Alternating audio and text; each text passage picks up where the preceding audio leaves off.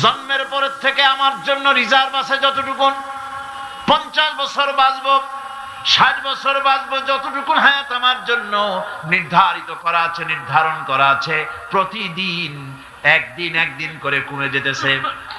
এজন্য আমি বলি, আমার বাড়িতে যে ঘড়িটা আছে, এই ঘড়িটা বেলা 1টার সময় ঢং করে একটা আওয়াজ দেয়, শ্রোতাকে শুনিয়ে দেয়, বাড়িওয়ালা তোমার জীবনের মূল্যবান হায়াত থেকে 1 ঘন্টা কমাইয়া দিলাম। 2টার সময় 2টা ঘন্টা লাগায় শোনায় দিল, বান্দারে তোমার জীবনের মূল্যবান সময় থেকে 2টি ঘন্টা কমে গেল। এমনি করে দিন গেল, মাস গেল, বছর গেল, আমাদের হুঁশ হলো না। সময় চলে গেল তাস খেলে খেলে, সময় চলে গেল আমাদের খেলাধুলা করে, শয়তানি বদমাশি করে। সময় কতটুকু পেলাম? কিয়ামতের দিন, বিচারের দিনটা যেটা হবে, আল্লাহ রাব্বুল আলামিন বলেন বিচারের দিনটাই লম্বা হবে 50 আলফা সানা মিম্মা তাউদ্দুন।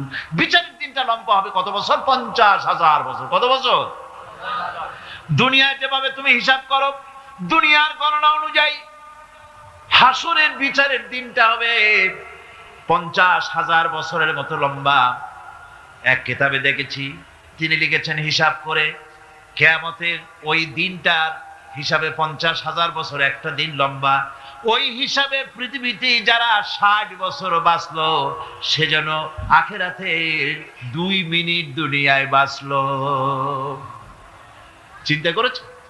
মাত্র 2 মিনিট। 60 বছর যারা হায়াত পেল, 2 মিনিট বাঁচলো। এই 2 মিনিটের জন্য কত হাঙ্গামা, কত মারধর, কত সন্ত্রাস, ক্ষমতার জন্য লড়াই, ফ্যান করেঙ্গে ত্যান করেঙ্গে, লাঠি কে আন্দার মুগুর ভরেঙ্গে, শক্তির ঠেলায় অস্থির। আমার বন্ধুগণ, সময় চলে যাচ্ছে স্রোতের মতো করে, কারোর জন্য সময় অপেক্ষা করতেছে না। আমাদের মৃত্যু প্রতি মুহূর্তে কাছে চলে আসতেছে। মৃত্যু সম্পর্কে আমাদের কারো জানা নাই, যে কোনো মুহূর্তে মৃত্যু আমাদের কাছে এসে যেতে পারে। মৃত্যু সম্পর্কে কিছুই জানা নাই, অথচ প্রতি মুহূর্তে আমরা মৃত্যুর দিকে এগিয়ে চলছি। মাল সামান 100 বছর কি ধরে খাবো তাও জমা করে রেখেছি, কিন্তু এক মুহূর্তের খবর নাই। মাহফিলে এসেছি, বাড়ি যেতে পারবো নিশ্চয়তা নাই। আছে? বলেন আছে? আপনি বাড়ি যাও ভালো, বসেছেন, দাঁড়াতে পারবেন, এই নিশ্চয়তা আছে? নাই। সুতরাং সূরাটিতে সময়ের উপরে কসম করে মূলত সময়ের অপরিসীম গুরুত্ব সম্পর্কে আল্লাহ পাক মানুষকে বুঝাই দিতেছেন। সময়ের দাম দাও। আমাদের সময় চলে যায় গান শুনতে শুনতে, আশ্চর্য মলম বিক্রি করা দেখতে দেখতে, তাস পাশা খেলতে খেলতে সময় চলে যায়, কেউ খেয়াল করে না। সময় বলতে অতীত কালও হতে পারে, আবার বর্তমানও হতে পারে। আর বর্তমান কাল কোনো কালই না। বর্তমান কাল কোনো কাল নয়। প্রতি মুহূর্তে ভবিষ্যৎ এসে বর্তমান হয়, আর প্রতি মুহূর্তে বর্তমান কি হয়? অতীত হয়ে যায়। বর্তমান কাল বলে কোনো কাল নাই, প্রতি মুহূর্তে অতীত হয়ে যাচ্ছে। এই যে আমি মাহফিলে বসছিলাম প্রথম এসে, ওইটা কি এখনো বর্তমান আছে? এই যে বর্তমান কথা বলছি, এটা অতীত হয়ে যাচ্ছে। সুতরাং বর্তমান কাল নাই। আল্লাহ পাক অল আসরে সময়ের কসম করে বলছেন। যদি আমরা চিন্তা ভাবনা করি, তাহলে আমরা লক্ষ্য করব আমাদের আসল মূলধন সময়। আসল মূলধন কি? জীবনের আসল মূলধন কি? সময়। ইমাম রাজি রহমতুল্লাহ আলাইহি এই পর্যায়ে এক বুজুর্গের ব্যক্তির কথা তিনি আলোচনা করেছেন। তিনি বলেছেন যে একটা লোক, তিনি সূরা আল আসর এর ব্যাখ্যা তিনি বুঝতেছিলেন না। ব্যাখ্যাটা এই মাথার মধ্যে ঘুরপাক খাচ্ছিল, এর ব্যাখ্যা কি? একবার তিনি বাজারে ঢুকলেন, তারপরে তিনি শুনতে পেলেন বাজারের এক প্রান্ত থেকে একজন চিল্লায় বলতেছে, সেই ব্যক্তির উপরে রহম করো যার পুঁজি গলে যায়, সেই ব্যক্তির উপরে রহম করো যার পুঁজি গলে যায়। উনি চিন্তা করলেন পুঁজি এবার গলে কেমনে? উনি দৌড়ে গেলেন, যায় দেখেন যে যে ব্যাটা চিল্লাচ্ছে সে হচ্ছে বরফ বিক্রেতা। এখন এই বরফ বিক্রেতা সে চিল্লায় বলতেছে, সেই ব্যক্তির পরে রহম করো যার পুঁজি কি গলে যায়। সূর্যের তাপ বাড়তেছে আর বরফ গলে যাচ্ছে। সে বোঝাতে চাচ্ছে যে আমার এই বরফটা জমাট থাকা অবস্থায় তোমরা কেউ কেনো, যেহেতু আমার পুঁজি তো এর মধ্যে আমি ইনভেস্ট করেছি, এটা যদি পানি হয়ে যায় তো পানি তো কেউ কিনবে না, এটা তো যেখানে সেখানে পাওয়া যায়। বরফ পাওয়া যায় না বলেই তো আমি বরফ কিনে আনছি।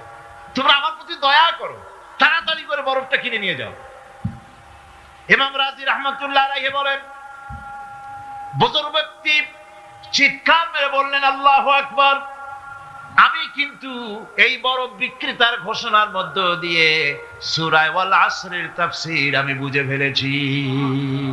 তার মানে হলো, বরফ বিক্রেতা যেভাবে বলতেছে, সেই ব্যক্তির উপরে রহম করো যার পুঁজি গলে যায়।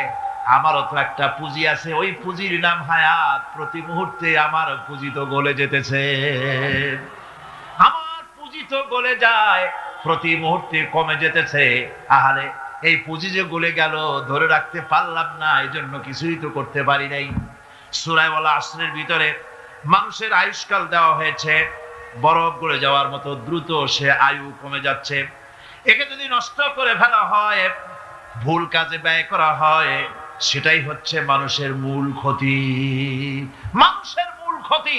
ব্যবসায় ক্ষতিগ্রস্ত হয়েছে, এটা মূল ক্ষতি নয়। স্বাস্থ্য হারাইছে, মূল ক্ষতি নয়। রাজনীতিতে ব্যর্থ হয়েছে, মূল ক্ষতি নয়। জীবনে মন্ত্রিত্ব হারাইছে, মূল ক্ষতি নয়। মূল ক্ষতি প্রতি মুহূর্তে সময় নষ্ট হচ্ছে, এটাই মূল ক্ষতি। ভাইরা, কিয়ামতের দিন জান্নাতীদের কোনো দুঃখ থাকবে না, সকলের দুঃখ থাকবে। জান্নাতীদের কোনো দুঃখ থাকবে নাকি? থাকবে, থাকবে। জান্নাতীদের মনের মধ্যে একটা দুঃখই থাকবে। ভালো করে শুনুন, জান্নাতীদের মনের মধ্যে একটা দুঃখই হবে। তারা মনে মনে চিন্তা করবেন, আফসোস করবেন, আহারে, যদি দুনিয়ায় বসে অমুক সময় বাসে বসেছিলাম, আজে বাজে চিন্তা করেছি, বাড়ির ড্রয়িং রুমে একা একা বসে বসে আজে বাজে চিন্তা করেছি, অমুক অমুক সময় খেলাধুলায় কাটাইছি, এই সময়গুলিতে যদি সুবহানাল্লাহ, আলহামদুলিল্লাহ, লা ইলাহা ইল্লাল্লাহ, আল্লাহু আকবার, এই তাসবিহ যদি পড়তাম, জিকির আজগার করতাম, জান্নাতের ভিতরে আরো নিয়ামত লাভ করতে পারতাম। সময়টা তো কাজে লাগাইলাম না। মানুষের শর্ত, মুমিনের সব কাজে সওয়াব। ওয়াকুলু লিন-নাসি হুসনা, মানুষের সঙ্গে ভালো ভালো কথা কও, মানুষের সঙ্গে হাসি মুখে কথা কও। একজনের সাথে হাসি মুখে কথা বললে আপনার একটা সদকা দেওয়ার মতো সমান সওয়াব আমলনামায় লেখা হয়ে গেল। ভালো ভালো কাম করো। বন্ধুগণ, সময় দ্রুত গতিতে চলে যাচ্ছে, মানুষের জীবন ক্ষতিগ্রস্ত হচ্ছে। ক্ষতি থেকে বাঁচতে পারবে 4টা গুণ, যার মধ্যে আছে বাকি সব ক্ষতিগ্রস্ত হয়ে যাবে। আমার ভাইয়েরা, এই কথাগুলি বলে আল্লাহ পাক যেন এরকম একটা দৃষ্টান্ত দিলেন। আপনি যদি পরীক্ষার হলে গিয়া দেখেন, ছাত্ররা পরীক্ষা দিতেছে, পরীক্ষার জন্য নির্ধারিত সময় কতটুকুন? 3 ঘন্টা। 3 ঘন্টা, 3 ঘন্টা।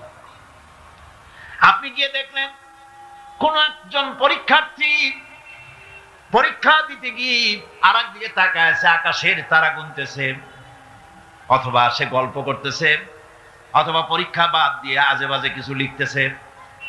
আপনি যেমন তাকে, ওই ছেলেটাকে আনবো না, গাফেল ছেলেটাকে ঘড়ির দিকে তাকায় বলেন, এই ছেলে, ওই ঘড়ির দিকে তাকাও, দেখো তোমার সময় কিন্তু চলে যেতেছে মাত্র 1 ঘন্টা, আর তুমি সময় নষ্ট করতেছ।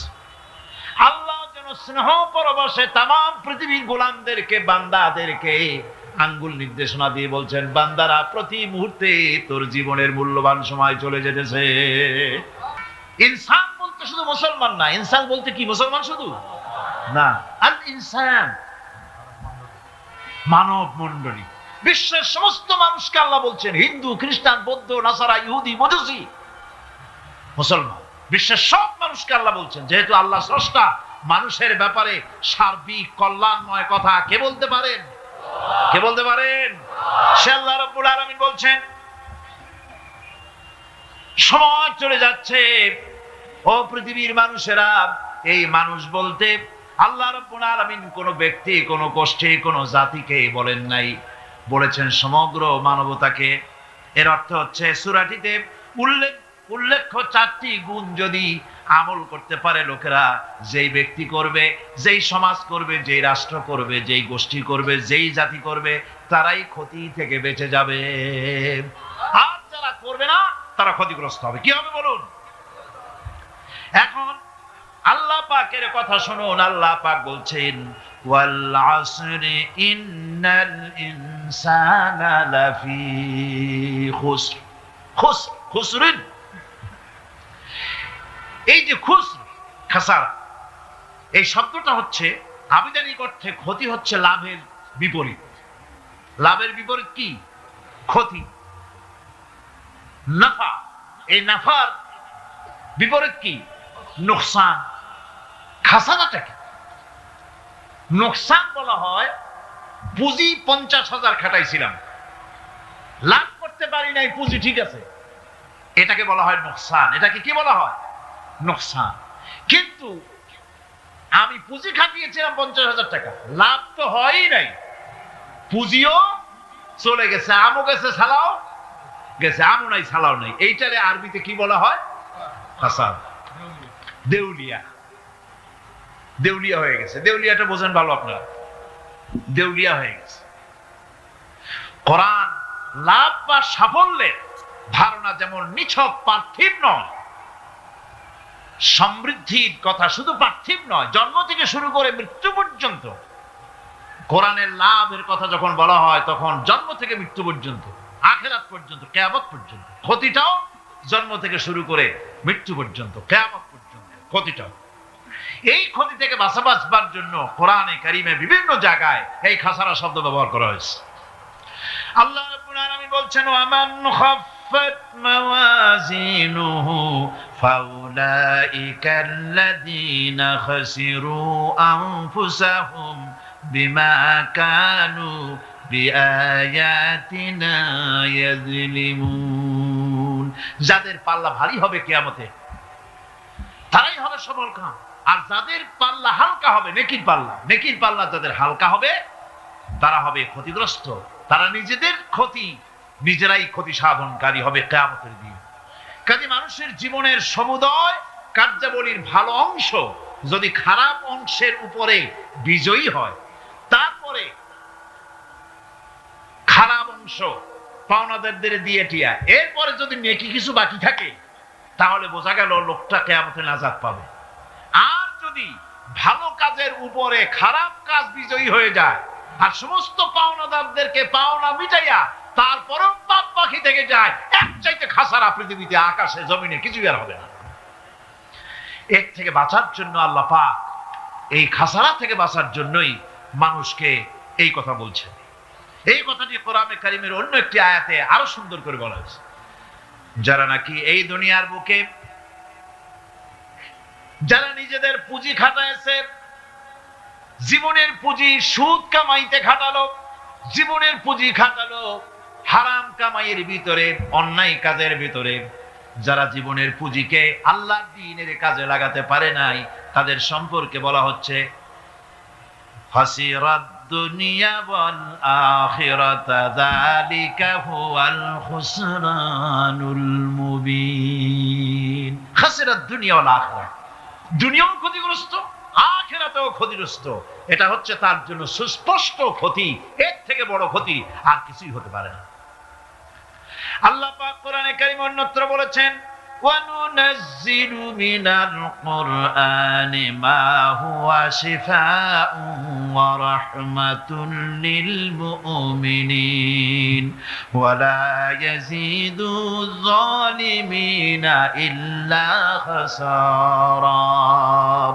আমি এই কোরআন অবতরণের পরিক্রমায় এমন সব বিষয় অবতীর্ণ করেছি যা মুমিনদের জন্য নিরাময় এবং তাদের জন্য রহমত, আর জালিমদের জন্য ক্ষতি ছাড়া আর কিছুই বৃদ্ধি পায় না। জালিমদের জন্য ক্ষতি বৃদ্ধি পায়, আর যারা মুমিন তাদের জন্য এর মধ্যে নিরাময় আছে, এর মধ্যে রহমত আছে। অর্থাৎ যারা এই কোরআনকে যারা নিজেদের আইনের কিতাব হিসাবে গ্রহণ করেছে, কোরআনকে তাবিজের কিতাব হিসাবে নয়, ধর্মীয় কিতাব হিসাবে নয়, কোরআন সংবিধান। কোরআন কি? কোরআনকে যারা সংবিধান হিসাবে মেনে নিয়েছে, কোরআনকে যারা সংবিধান হিসাবে গ্রহণ করলো ব্যক্তি, পরিবার, সমাজ, রাষ্ট্রে, তাদের যাবতীয় মানসিক, বুদ্ধিবৃত্তিক, নৈতিক, তামাদ্দুনিক রোগের নিরাময় হবে, এর দ্বারা শান্তি হবে। কিন্তু যেসব জালিম এই কোরআনকে প্রত্যাখ্যান করেছি। কোরআনকে যারা মৌলবাদীদের কিতাব বলে, কোরআনের কথা বললে মৌলবাদ বলে গাইল দেয়, তারা তাদের কপালকে পোড়াইয়া ছাই বানাইয়া দিছে, তাদের তাদের কপাল ভস্মীভূত করে দিয়েছে। আমার দেশে, এই দেশটা কি মুসলমান বেশি না অন্য জাতি বেশি? কোন জোরে কোন? মুসলমান সবচেয়ে। খুব লক্ষ্য করে শোনেন, এই দেশে সবচেয়ে মুসলমান বেশি, ইন্দোনেশিয়ার পরে। পৃথিবীর দ্বিতীয় বৃহত্তম মুসলিম দেশ হলো কোনটা? বাংলাদেশ। এই দেশে ইসলামরে যত গালি দেওয়া হয়েছে, কোরআনকে যত গালি দেওয়া হয়েছে, আলেমদেরকে যত গালি দেওয়া হয়েছে, রাসূলুল্লাহকে যত গালি দেওয়া হয়েছে, ইসলামী আদর্শকে যত গালি দেওয়া হয়েছে, পৃথিবীতে কোন দেশে এইভাবে ইসলামকে গালি দেওয়া কোথাও হয় না। وهو معهم إذ يبيتون ما لا يرضى من القول وكان الله بما يعملون محيطا। আল্লাহ পাক বলেন, তিনি তো ঠিক সেই সময়ও তোমাদের কাছে থাকেন যখন তোমরা নিজেদের ঘরের মধ্যে বসে কোন এক জায়গায় বসে আল্লাহর মর্জির খেলাফ পরামর্শ করো, আল্লাহ তখনও তোমাদের কাছে থাকেন। আল্লাহর হাতা থেকে, আল্লাহর কর্তৃত্ব থেকে বেরিয়ে যাওয়ার কোনো উপায় নাই। সুতরাং গোপনে বলেন, প্রকাশ্যে বলেন, যেভাবেই যা কিছু করা হোক না কেন, আল্লাহর কাছে আমাদের সমস্ত অপরাধগুলি ধরা হয়ে যায়। আর এটাই হচ্ছে ইমানের সীমা পরিসীমা। তিলকা হুদুদাল্লাহি ফালা তা'তাদুহা, তিলকা হুদুদুল্লাহ, এটাই হচ্ছে আল্লাহর সীমানা। ইমানের এই সীমারেখা বজায় রেখে ইমানের উপরে মজবুত করে কোনো ব্যক্তি, পরিবার, সমাজ, রাষ্ট্র যদি তৈরি হয়, তাহলে সেই সমাজই শান্তি আসে, সেই সমাজই আরাম আসে, সেই রাষ্ট্র শান্তিপূর্ণ হয়, সেখানে দিন কায়েম হয়, মানুষ সুখ সমৃদ্ধি খুঁজে পায়। ভয় নাই। আল্লাহ পাকের উপর ঈমান আনলে পরে কলিজার ভিতরে দুর্জয় সাহসের সৃষ্টি হয়ে যায়, কোনো ভয় অন্তঃকরণে তারা থাকে না। আল্লাহ পাক সাহায্য করেন। আর আল্লাহর উপরে ঈমান আনলে পরে রব্বুল আলামিন বলেছেন, ইয়া আইয়ুহাল্লাযীনা আমানু হাল আদুল্লুকুম আলা তিজারাতিন তুনজিকুম মিন আযাবিন আলীম। এমন একটা ব্যবসার কথা কি বলবো না, যে ব্যবসায় তোমাদেরকে জাহান্নামের আযাব থেকে বাঁচায় দেবে। তার প্রথম কাজই হলো আল্লাহর প্রতি ঈমান আনা। ঈমান আনলে পরে এই সমস্ত গুণ তৈরি হয়ে যায়। আর ঈমানে সবচাইতে উপকৃত হয় সমাজের লোকেরা, রাষ্ট্রের লোকেরা, পরিবারের লোকেরা, দেশের মানুষ উপকৃত হয় মুমিনদের দিয়ে ঈমানের কারণে। তার কারণ হলো, একজন মুমিন, একজন ব্যক্তি যখন ঈমানদার হয়, মুমিন হয়ে যায়, আল্লাহর প্রতি যখন প্রগাঢ় বিশ্বাস তার এসে যায়, তখন সেই ব্যক্তি নৈতিকতার মান তার বেড়ে যায়। জোরে বলেন সুবহানাল্লাহ। নৈতিক চরিত্রের উপরে সে প্রতিষ্ঠিত হয়, সে মিথ্যা বলতে সাহস পায় না। মুমিন ব্যক্তি মিথ্যা বলতে সাহস পায়?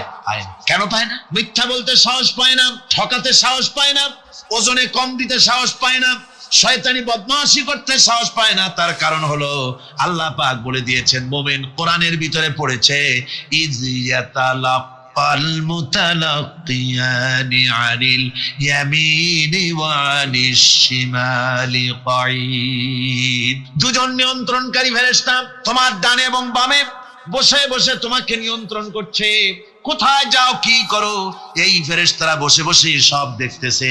মা ইয়ালফিযু মিন কাওলিন ইল্লা লাদাইহি রাকীবুন আতীদ। মানুষ এমন কোনো কথা বলে না যা ফেরেশতারা রেকর্ড না করে, সব রেকর্ড হয়ে যায়। তাই মুমিন ব্যক্তি দায়িত্বহীন কথা বলতে পারে না। মুমিন ব্যক্তির চরিত্র ভালো হয়ে যায়, সে যে কথা বলে বুঝে শুনে কথা বলে, সে যে ওয়াদা করে বুঝে শুনে ওয়াদা করে। যেহেতু সবকিছুর জবাব কিয়ামতে দিতে হবে। কোথায় দিতে হবে? কোথায় দিতে হবে? কিয়ামতে আল্লাহর দরবারে জবাব দিতে হবে। মহান আল্লাহ রাব্বুল আলামিন বলেছেন, ওয়ালাকাদ খালাকনাল ইনসানা ওয়া না'লামু মা তুওয়াসবিসু বিহি নাফসু। মানুষ সৃষ্টি করেছি আমি, তার অন্তঃকরণের ভিতরে ওয়াসওয়াসা কি হয় আমি জানি। এই জন্য মুমিনেরা মনের ভিতরে কোনো খারাপ কল্পনাও করতে পারে না। খারাপ কল্পনা করলেও তার হিসাব দেওয়া লাগবে আল্লাহর কাছে। কার কাছে? ওয়াইন তুবদু মিন আনফুসিকুম আও তুখফুহু ইউহাসিবুকুম বিহিল্লাহ। আল্লাহ বলেন, মনের মধ্যে যেসব কল্পনা করো তা প্রকাশ করো আর গোপন রাখো, ওইটার হিসাব নিব আমি আল্লাহ পাক। কিয়ামতের দিন আমার কাছে হিসাব দিতে হবে। বন্ধুগণ, এই জন্য মুমিন যারা, মুমিনদের চরিত্র প্রতিষ্ঠিত হয়, মুমিনদের ধারণা থাকে যেখানেই যাই না কেন যেখানেই বসি না কেন সেখানেই আল্লাহ, আল্লাহ ছাড়া কোনো জায়গা নাই। আছে নাকি? আছে। আল্লাহ পাক বলেন মা ইয়াকুনু মিন নাজওয়া সালাসাতিন ইল্লা হুয়া রাবিউহুম। তোমরা যেখানে তিনজন মিলে পরামর্শ করো, মনে রেখো তিনজন নও, ওখানে চতুর্থ সত্তা আমি রব্বুল আলামিন তোমাদের কাছে আছি, সব শুনিয়ার দেখি। পাঁচজন যেখানে হও সেখানে আমি ষষ্ঠ। এর থেকে যদি কম হও, এর থেকে যদি বেশি হও, বান্দারে তুমি আছো যেখানে আমি আল্লাহ আছি সেখানে। উপায় নাই, সব জায়গায় আমি দেখতে পাচ্ছি। শুধু তাই নয়, রাত্রিবেলায় মানুষেরা গোপনে পরামর্শ করে, করে না? করে কিনা? রাতে রাতে পরামর্শ করে, এক জায়গায় বসে, হলের মধ্যে, পাহাড়ের মধ্যে, কোন জায়গায় বসে পরামর্শ করে। কি পরামর্শ? ইসলামী আন্দোলনের লোকদের মারবে, কোথায় তাদের ধরবে, কোথায় তাদের অত্যাচার করবে, এই সমস্ত পরামর্শ করে। আল্লাহ পাক বলছেন শুনুন, কোন প্রস্তুতি ছাড়া জমিদার হোক, রাজা বাদশাহ হোক, 20 জন মানুষের খাবার 20 রকমের দিতে পারে না। আর আল্লাহ এমন রহমান, এই পৃথিবীর লক্ষ কোটি কোটি জাতির প্রাণীকে কোটি কোটি রকমের খাবার আল্লাহ রব্বুল আলামিন পরিবেশন করতেছেন। সাপের খাবার একরকম, ব্যাঙের খাবার আর এক রকম। ব্যাঙে যা খায় সাপে তা খায় না, সাপে যা খায় ব্যাঙে তা খায় না। হাতির খাবার, গন্ডারের খাবার, ভল্লুকের খাবার, বাঘের খাবার, সিংহের খাবার, মানুষের খাবার, ছাগলের খাবার, মুরগির খাবার, মশার খাবার, সাপোকার খাবার, সমস্ত খাবার ভিন্ন ভিন্ন। আবার সমস্ত খাবারের মজা আল্লাহ রব্বুল আলামিন আলাদা আলাদা করে দিয়েছেন। এমন রহমান, আপনার পেট ভরবেন শুধু স্বাস্থ্য বানাবার জন্য, পেট ভরে খাওয়া দরকারটা ছিল। আল্লাহ পাক দেখলেন যে না, শুধু পেট ভরলে তো এরকম খাইতে চাইবে না, তাই আল্লাহ রব্বুল আলামিন জিহ্বা দিয়ে দিলেন যাতে করে মজা লাগে আর খায়। আল্লাহ পাক বলেন আমি রহমান, দেখো আমি কিভাবে খাওয়াই। ওয়া কাইয়্যিম মিন দাব্বাতিন লা তাহমিলু রিজকুহা আল্লাহু ইয়ারযুকুহা ওয়া ইয়্যাকুম। এই পৃথিবীতে এমন অনেক বিচরণশীল জীব আছে, যে প্রাণীরা নিজের জন্য কোনো সঞ্চয় করে না, সঞ্চয় করে শুধুমাত্র পৃথিবীর মানুষ। আর পিঁপড়ায় কিছু সঞ্চয় করে। অন্যান্য বহু প্রাণী আছে যাদের কোনো সঞ্চয় নাই। কি বলেন, পাতিশিয়ালের কোনো ব্যাংকে অ্যাকাউন্ট আছে নাকি? না। শীতের মৌসুমে পাতিশিয়াল আইসা ব্যাংকের ম্যানেজারকে বলে না যে কয়েকটা মুরগি আনছি, আমার নামে একটা অ্যাকাউন্ট ওপেন করেন, বৃষ্টির সময় আমি যেন ওগুলো উঠাইয়া পাইকারি দরে খাইতে পারি। ওর কোনো খাবার নাই, সঞ্চয় নাই। এ ধরনের পাখির সঞ্চয় নাই, পশুর সঞ্চয় নাই। মহান আল্লাহ রব্বুল আলামিন তিনি বলছেন সকাল বেলায় পাখি তার বাসা দিয়া ক্ষুধার্ত পেট নিয়ে পাখিগুলি উড়ে চলে যায়। সাপটার গর্ত থেকে বের হয় খালি পেটে, পাতি শ্রীগল খাঁটি পেট নিয়ে গর্ত থেকে বেরিয়ে যায়। তিমির মতো অত বড় প্রকাণ্ড প্রাণী, হাতির মতো প্রকাণ্ড প্রাণী, গরিলা, শিম্পাঞ্জি, ওরাংওটাং, পিঁপড়া থেকে শুরু করে নিয়ে প্রকাণ্ড তিমি পর্যন্ত সমস্ত প্রাণীগুলি সকালবেলায় খালি পেটে বেরিয়ে যায়। সারাদিন ঘোরাঘুরির পর আল্লাহ সুবহানাহু ওয়া তাআলা বলেন সন্ধ্যাবেলায় সমস্ত প্রাণীর পেটগুলি ভরে আমি আল্লাহ তাদের বাসায় ফিরাইয়া দেই। আমি রহমান, এভাবে করে আমি আল্লাহ রাব্বুল আলামিন খাবারের বন্দোবস্ত করি, পড়ার বন্দোবস্ত করি, থাকার ব্যবস্থা করি। ইয়া আইয়ুহান নাসু যুকুরু নি'মাতাল্লাহি আলাইকুম হাল মিন খালিকিন গায়রুল্লাহ ইয়ারযুকুকুম মিনাস সামাই ওয়াল আরদ। ও পৃথিবীর মানুষেরা, ওই আল্লাহর স্মরণ করো, আল্লাহর নিয়ামতের শুকরিয়া আদায় করো যে আল্লাহ তোমাকে আকাশ থেকে, জমিন থেকে রিজিক দেন। ওই আল্লাহ ছাড়া আছে কি কেউ যে তোমাকে আকাশ থেকে রিজিক দেয়, জমিন থেকে রিজিক দেয়? লা ইলাহা ইল্লা হুয়া ফান্না তুফাকুন। ওই আল্লাহ ছাড়া কোনো ইলাহা নাই, কেন তোমরা বিভ্রান্ত হও? সেই আল্লাহর দিকে ফিরে আসো। আল্লাহ বলছেন এভাবে আমি সমস্ত পৃথিবীর মানুষের রুজি রুটির বন্দোবস্ত করি, সমস্ত প্রাণীর রুজি রুটির ব্যবস্থা করি। আমি সেই রহমান। সুবহানাল্লাহ বিহামদিহি। ওয়া ইলাহুকুম ইলাহু ওয়াহিদ লা ইলাহা ইল্লা হুয়ার রাহমানুর রহিম। এই হচ্ছেন তোমাদের আল্লাহ। সুবহানাল্লাহ। আল্লাহ বলছেন ওয়া ইলাহুকুম ইলাহু ওয়াহিদ, তিনি হচ্ছেন এক আল্লাহ, এক ইলাহ, যিনি ছাড়া কোনো ইলাহ নাই। তিনি হচ্ছেন রহমান। তিনি কি? রহমান। তিনি হচ্ছেন রহিম। তিনি তোমাদের সব কিছুর ব্যবস্থা করে দিয়ে থাকেন। কোন জিনিস তোমাদেরকে বঞ্চিত করেন না। এই রহমান এমন রহমান যিনি তোমাদের সমস্ত নিয়ামত পূর্ণ করেন। আর রহমান এমন রহমান যে শুধু আপন আপন লোক দেখে তালাশ করে করে দেয় না, সকলকে দেয়। যারা নামাজ পড়ে তাদের দালান কোটা বেশি হয়, যারা তাহাজ্জুদ পড়ে তাদের ব্যাংকে টাকার অভাব নাই, যারা হজ করে যাকাত দেয় তারা টাকার জ্বালায় পয়সা কড়ির জ্বালায় অস্থির, এরকম নাকি? না, বরং নামাজ রোজা হজ যাকাত যারা করে বেশি খাঁটি মুসলমান, তাদের অভাব অভিযোগ আরো বেশি। যাদের কাছে নামাজ নাই, রোজা নাই, আল্লাহ পরকালের চিন্তা নাই, তাদের টাকা পয়সা, সোনা দানা, জায়গা জমিন, সৌন্দর্য, সুখ আর আরো অনেক বেশি। বরং এদের কম। আপন লোকের চাইতে শত্রুকে বরং আল্লাহ পাক বেশি দেন। আপন লোক মানে যারা দিনদার, ইমানদার, পরেজগার, নামাজি, এরা বরং কম পায়, ওরা বরং বেশি পায়। এমন কেউ নাই পৃথিবীতে শত্রুকে ডেকে বলবে আয় তোরেও দেই, কেউ নাই, একমাত্র আল্লাহ রব্বুল আলামিন যিনি সকলকে দেন। যত শিক্ষা আল্লাহ দিয়েছেন, যত দয়া আল্লাহ বান্দাকে করেছেন, সবচাইতে বড় দয়া কোরআন শিক্ষা দেওয়া। জোরে কান সুবহানাল্লাহ। যত দয়া, যত নিয়ামত, যত রহমত আল্লাহ বান্দাকে করেছেন, তার মধ্যে শ্রেষ্ঠ রহমত, শ্রেষ্ঠ দয়া, শ্রেষ্ঠ করুণা মানুষের জন্য, আল্লাহর এই পৃথিবীর মানুষের জন্য সবচাইতে শ্রেষ্ঠ দয়া কি? জোরে বলেন কি? কোরআনের শিক্ষাই হচ্ছে আল্লাহ পাকের এই মানুষের জন্য সর্বশ্রেষ্ঠ দয়া। আমার বন্ধুগণ, কোরআনে কারীমে রব্বুল আলামিন বলেন ফাআনজালাল্লাহু সাকিনাতাহু আলাইহি ওয়া আইয়াদাহু বিজুনুদিন লাম তারাওহা।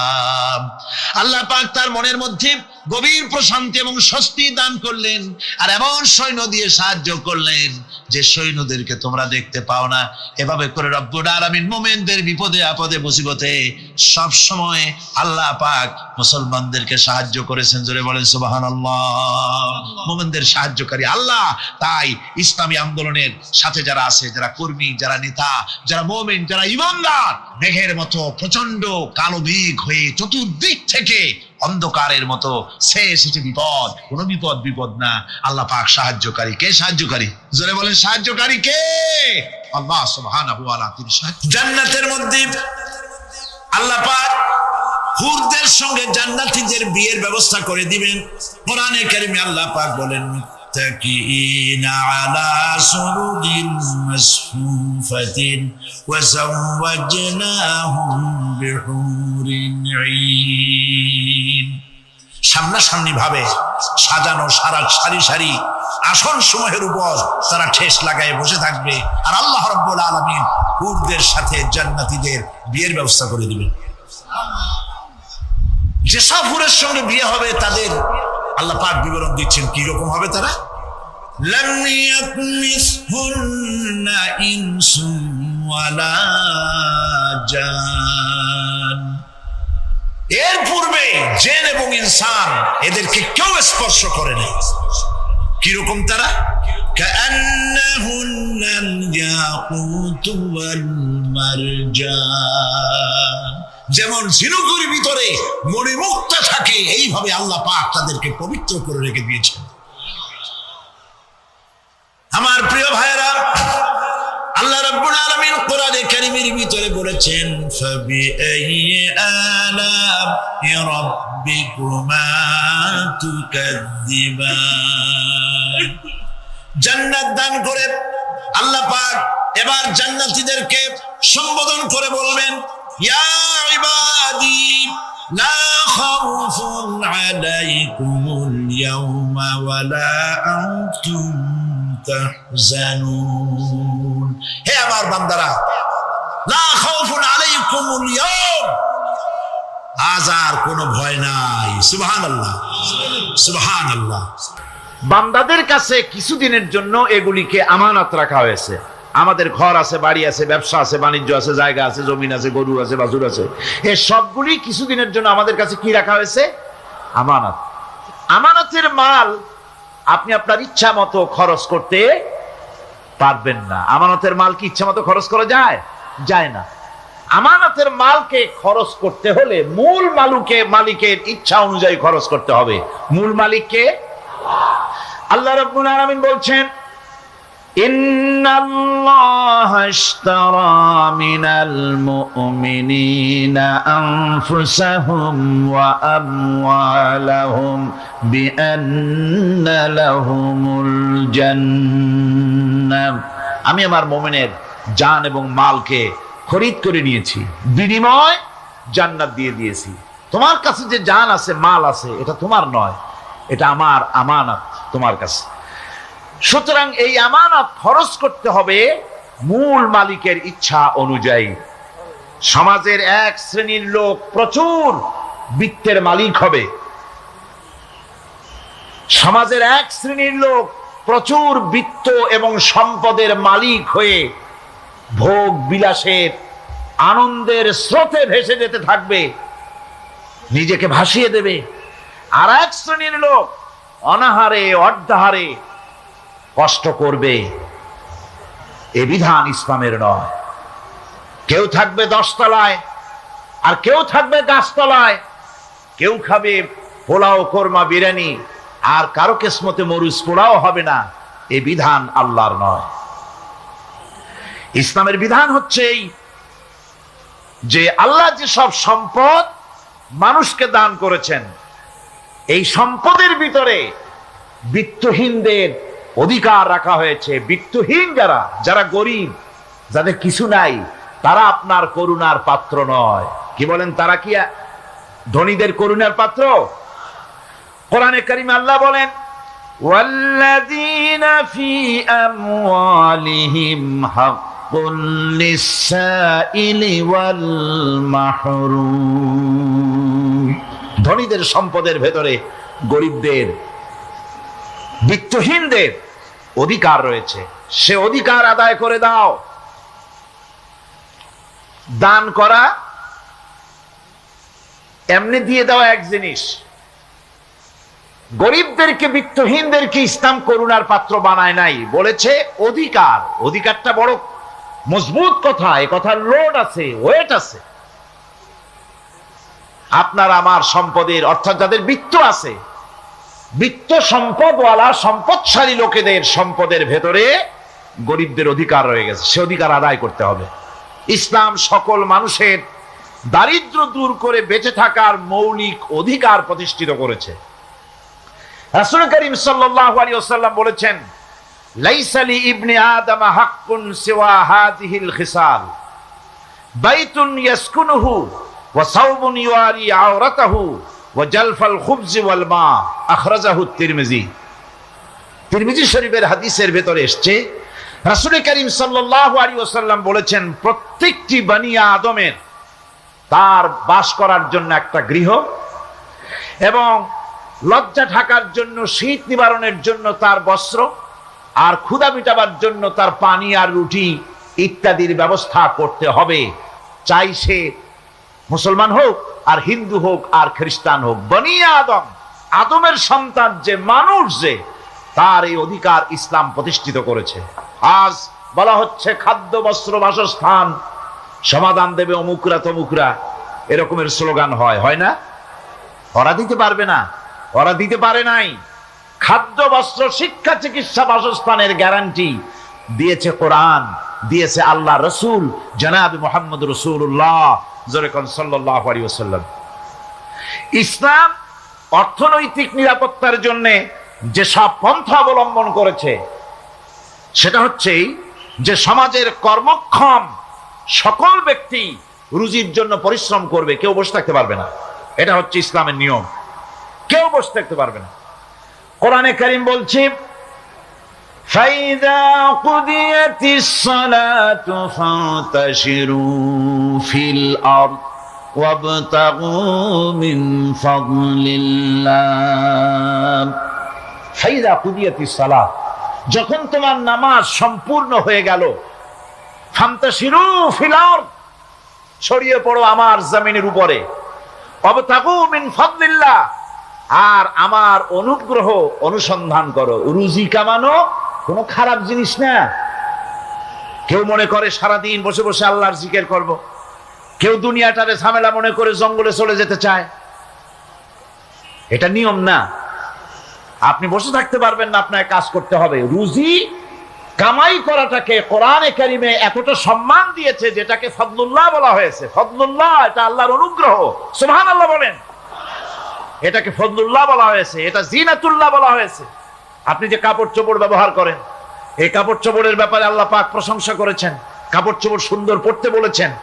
তারপরে রুজি রোজগার হালাল করতে বলা হয়েছে, এবং রুজি কামাবার ব্যাপারে হালাল ভাবে রুজি কামাবার জন্য ইন্সপিরেশন দেওয়া হয়েছে কোরআন এবং হাদিসে। রাসূল করিম সাল্লাল্লাহু আলাইহি সাল্লাম বলেছেন, আল কাসিবু হাবিবুল্লাহ, সহস্তে যে উপার্জন করে সে আল্লাহর বন্ধু। যে ব্যক্তি ঠেলা গাড়ি চালায়, কুলি মজুর রিকশা চালায়, নিন্দা নাই, তাকে নিন্দা করা যাবে না। রিকশাওয়ালাও একটা গুরুত্বপূর্ণ দায়িত্ব পালন করছে। কুমার, কামার, তাঁতি, জেলে, ধোপা, নাপিত সবাই কাজ করছে। প্রত্যেক কাজের সম্মান ইসলাম দেয়, সুবহানাল্লাহ। সমস্ত কাজের সম্মান আছে, শুধুমাত্র সম্মান নাই চুরির কাজের, ডাকাতির কাজের, সন্ত্রাসের কাজের, চাঁদাবাজির কাজের, মাস্তানির কাজের। এই সব কাজ নিন্দনীয় এবং এই সব কাজ নিতান্ত বাজে কাজ। এ কাজের কোনো সম্মান নাই। সম্মান হচ্ছে নিজের হাতে কামাই করে সারা দিনে এক মুঠো খাবারও যদি খান, আপনার খাবারের চাইতে হালাল খাবার কারো হতে পারে না। আল্লাহর বন্ধু সোজা কথা না। আল কাসিবু হাবিবুল্লাহ, সহস্ত উপার্জনের এত বরকত। সেজন্য অর্থনৈতিক নিরাপত্তার জন্য সমাজের প্রত্যেকটি কর্মক্ষম লোককে কাজ করতে হবে। কি করতে হবে?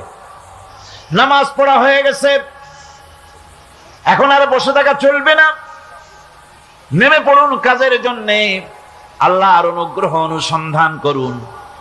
এরপরে আল্লাহ পাক বলছেন, আমার অনুগ্রহ রুজি কামাও, আর রুজি কামাবার সময় ওয়াজকুরুল্লাহ যিকরান কাসীরা লাআল্লাকুম তুফলিহুন। আর জিকির করবা আমার বেশি, আমার জিকির করবা। বলা হচ্ছে রুজি অনুসন্ধান করো, আর বলা হচ্ছে আমার জিকির করো। তো জিকির আর রুজি সন্ধানের ভিতরে সামঞ্জস্য কি? সামঞ্জস্যটা হচ্ছে এই যে আপনি যখন উযকুরুল্লাহ কাসীরান, আপনাকে বেশি করে জিকির করতে হবে। জিকির মানে কি? স্মরণ করা। জিকির মানে কি? স্মরণ করা। আল্লাহকে স্মরণ করেন। রুজি যখন কামাতে যাবেন স্মরণ করবেন কারে? চিল্লায় কোন কারে? আপনি রুজি কামাবার জন্য চাকরি করতেছেন, অফিসে বসে যদি আল্লাহ রাব্বুল আলামিন আপনার স্মরণে থাকে, তাহলে ঘুষ খাওয়া আপনার জন্য সম্ভব হবে না। কথা ঠিক কিনা? আল্লাহ পাক বলছেন, রুজি কামাবার জন্য তুমি যে পরিশ্রম করবে, ওই পরিশ্রমের সময় বেশি বেশি জিকির করো, আমারে স্মরণ রাখো। অফিসে বসে যখন তুমি কাজ করবে, আমি যদি স্মরণে থাকি, তাহলে তুমি ঘুষ খাইতে পারবে না। তুমি জমিন চাষ করবে, জমিন চাষ করার সময় আমি যদি তোমার স্মরণে থাকি, জমিনের আইল ঠেলা তোমার পক্ষে সম্ভব হবে না। যত রকমের রুজির রোজগারের পথ আছে, আমাকে স্মরণ করো, খারাপ পথ থেকে বাঁচো, হালাল ভাবে রুজি কামাও। হালাল রুজির ভিতরে আল্লাহ রাব্বুল আলামিন বরকত দিয়ে দিবেন। আর কাজ করার জন্য বলা হয়েছে। রাসূল করিম সাল্লাল্লাহু আলাইহি ওয়াসাল্লাম বলেছেন, ইজা সাল্লাইতুমুল ফাজরা ফালা তানুমু আন তালবি আরযাকিকুম। ফজরের নামাজ পড়া হয়ে গেছে, ঘুমায়ও না। আমাদের একটা আম অভ্যাস হয়ে গেছে ফজরের নামাজ পড়ে ঘুমানো। হাদিস শরীফে বলা হচ্ছে, ফজরের নামাজ পড়া হয়ে গেছে, ঘুমায়ও না। রুজি তালাশ করো, রিজিক তালাশ করো, নিজের সাহায্য করো, অন্যকে সাহায্য করো, নিজের সংসারের জন্য কাজ করো, অন্যের জন্যও করো। হালাল ভাবে রুজি কামাই করে বউকে একটা ব্লাউজ কিনে দিয়েছেন, একটা শাড়ি কিনে দিয়েছেন, বাচ্চাকে ক্লাসের বই কিনে দিয়েছেন, বাজার থেকে মাছ তরিতরকারি কিনে। অক্ষম ব্যক্তিদেরকে সহযোগিতা করবে, যারা নাকি উপার্জন করতে পারে না, ওই জাতীয় লোকদেরকে তারা সহযোগিতা করবে। ওয়ায়াকফুলু গানিয়ুহুম ফাকিরাহুম, সেই সমাজের যারা নাকি সামর্থ্যবান, তারা রোজগার করবে এবং গরিবদেরকে সহযোগিতা করবে। আল্লাহর নবী বলেছেন, সে ব্যক্তি মুমিন নয়, সে ব্যক্তি মুমিন নয়, সেই ব্যক্তি মুমিন নয়। সাহাবায়ে কিরাম হতচকিত হয়ে উঠলেন, প্রশ্ন করলেন, নবীজি কোন ব্যক্তি মুমিন নয়? আল্লাহর নবী বলেন, যেই ব্যক্তি পেট পুরে আরাম করে ঘুমায় গেল, এ কথা জানার পর যে তার প্রতিবেশী না খেয়ে শুয়ে আছে, ক্ষুধার যন্ত্রণায় কাতরাচ্ছে, এ কথা জানার পরে যেই মুসলমান ব্যক্তি আরাম করে পেট ভরে খেয়ে ঘুমায়, সে কখনো মুমিনের দাবি করতে পারে না, মুমিন হতে পারে না। কত বড় কথা! ইসলাম মানুষকে তাগিদ করেছে তার প্রতিবেশীর উপরে লক্ষ্য রাখার জন্য, তার প্রতিবেশীকে লক্ষ্য রাখার জন্য, গরিব মানুষের প্রতি লক্ষ্য রাখার জন্য। রাসূল করিম সাল্লাল্লাহু আলাইহি ওয়াসাল্লাম বলছেন, আইয়ু রাজুলিন মাতা দিয়ান বাইনা আগনিয়ায় ফাকাদ বারিয়াত মিনহুম জিম্মাতুল্লাহি ওয়া রাসূলিহি। আল্লাহর নবী বলেন, কোন ধনী ব্যক্তিদের মাঝে কোন গরিব প্রতিবেশী যদি না খেয়ে মারা যায়, তাহলে ওই এলাকার বিত্তশালী লোকদের সাথে আল্লাহর সমস্ত সম্পর্ক, রসুলের সব সম্পর্ক ছিন্ন হয়ে যায়। কে বলতে পেরেছে এত বড় কথা?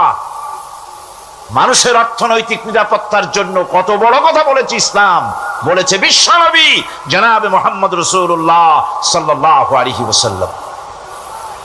আল্লাহ রাব্বুল আলামিন বলেন, ধনীদের হাতেই যেন সম্পদগুলি পুঞ্জীভূত হয়ে না যায়, কাইলা ইয়াকুনা দুলাতাম বাইনাল আগনিয়াই মিনকুম। তোমাদের ধনীদের হাতে যেন সম্পদগুলি, সমাজের সম্পদগুলি যেন পুঞ্জীভূত না হয়, সেগুলি বরং ছড়িয়ে আস্তে করে যেন সমস্ত গরিব যেন সাধারণের কাছে যেতে পারে, সে ব্যবস্থা করতে হবে। যাকাত প্রদানের মাধ্যমে ধনীদের কাছ থেকে নিয়ে গরিবদেরকে দিয়ে দিতে হবে। আর বুখারী শরীফের সারা ফাথুল বারীতে হাফেজ ইবনে হাজার আসকালানী রাহিমাহুল্লাহ তিনি বলেছেন, যাকাত যদি ধনীরা না দেয়, যদি কেউ দিতে বাধা দেয়, ফামানিমতানা উখিযাত বিহি কাহরান, যদি যাকাত না দেয় জবরদস্তি করে যাকাত আদায় করে নিবে গভর্নমেন্ট। যাকাত দিতেই হবে। মুনকিরিনে যাকাত, যারা যাকাত দিতে অস্বীকার করেছিল, হযরতে সিদ্দিক আকবর, হযরতে আবু বকর সিদ্দিক রাদিয়াল্লাহু তাআলা আনহু, তিনি তাদের সম্পর্কে বলেছিলেন, ওয়াল্লাহি লাউ কাতিলান্না মান ফাররাকা বাইনাস সালাতি ওয়াজ যাকাত, অবশ্যই আমি ওই সম্প্রদায়ের লোকের বিরুদ্ধে যুদ্ধ ঘোষণা করব যারা নামাজ আর যাকাতের মধ্যে পার্থক্য সূচিত করবে।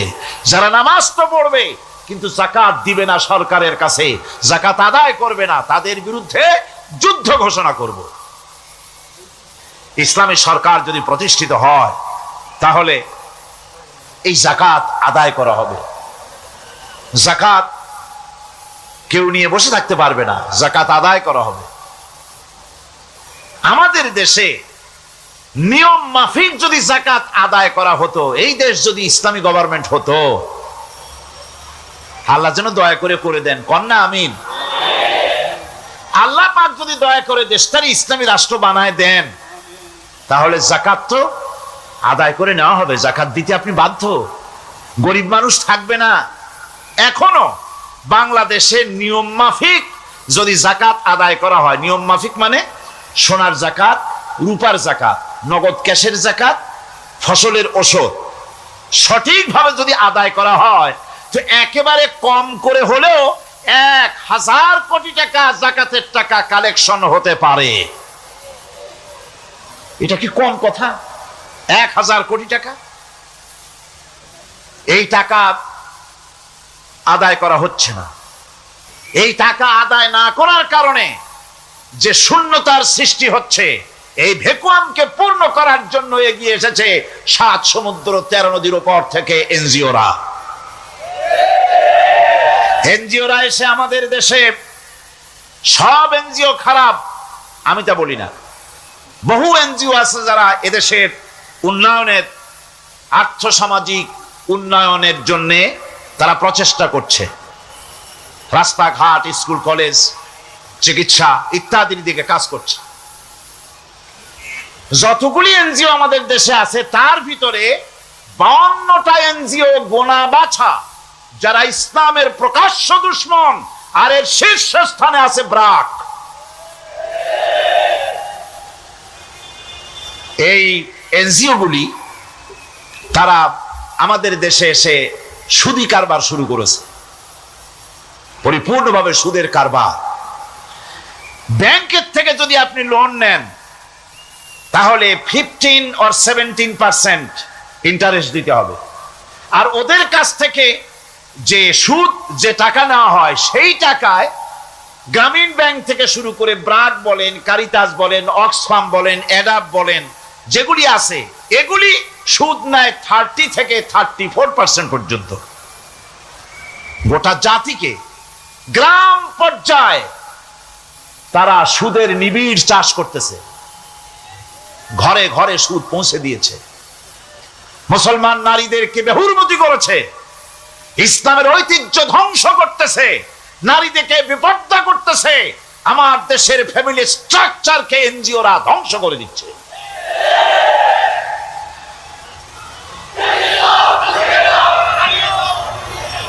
সুতরাং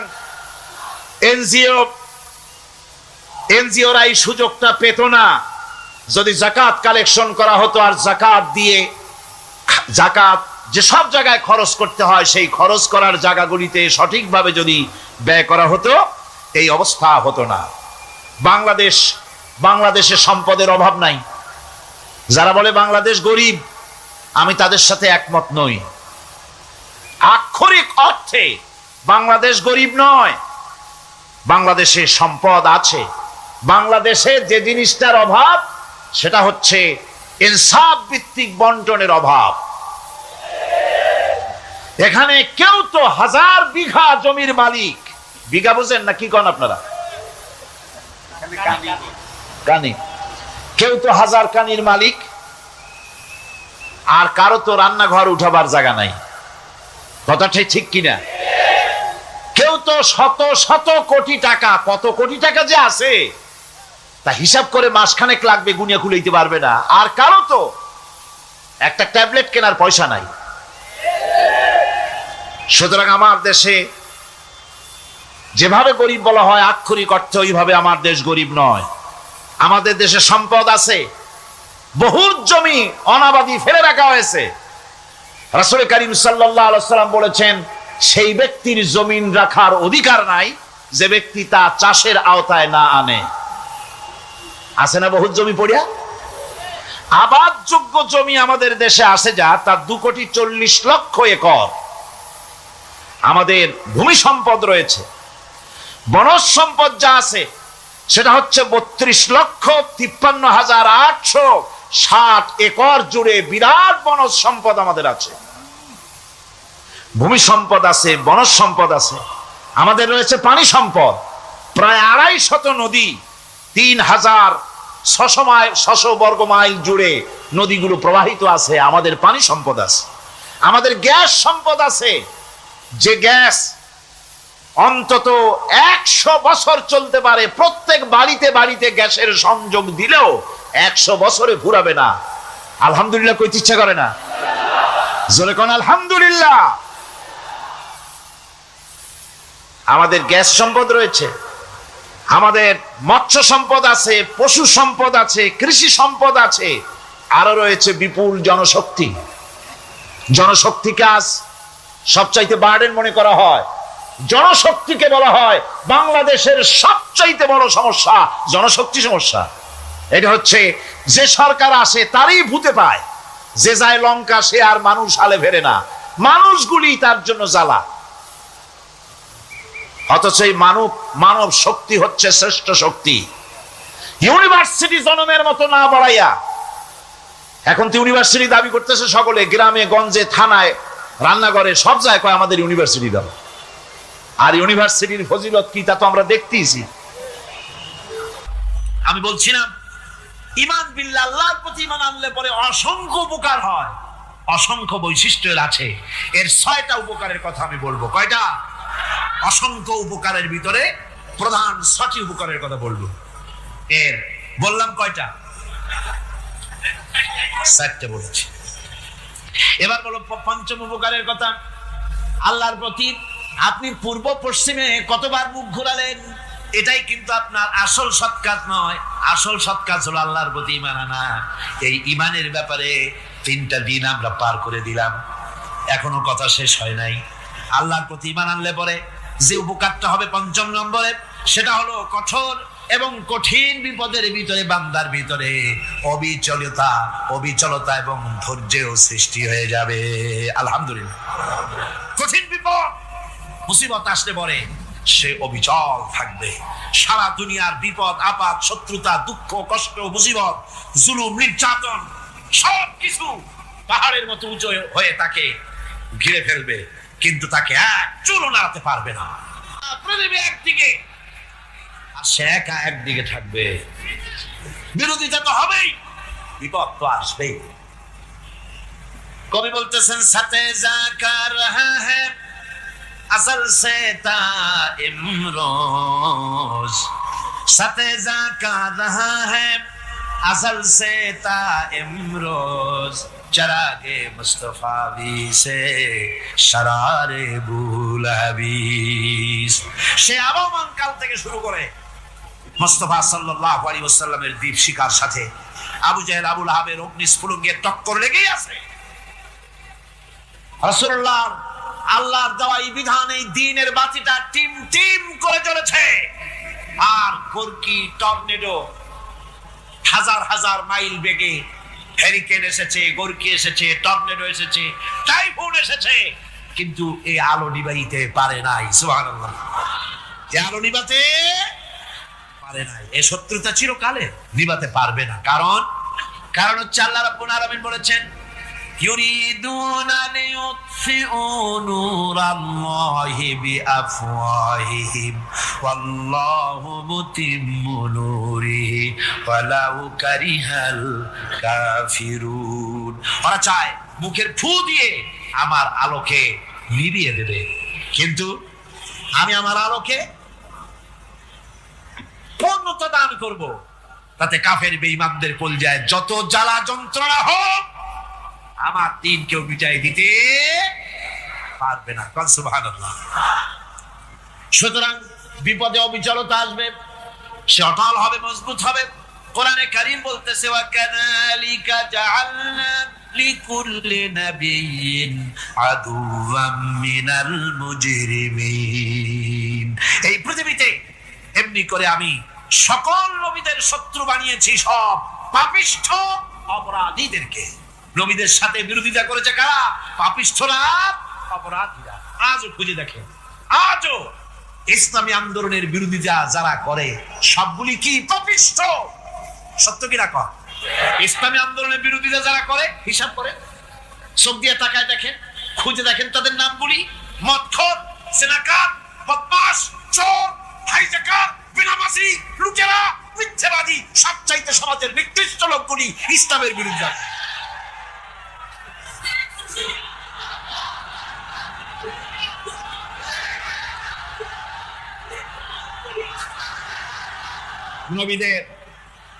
নবীদের শত্রু আল্লাহ বলেন, সব যুগে নবীদের সাথে শত্রুতা করেছে পাপিষ্ঠরা।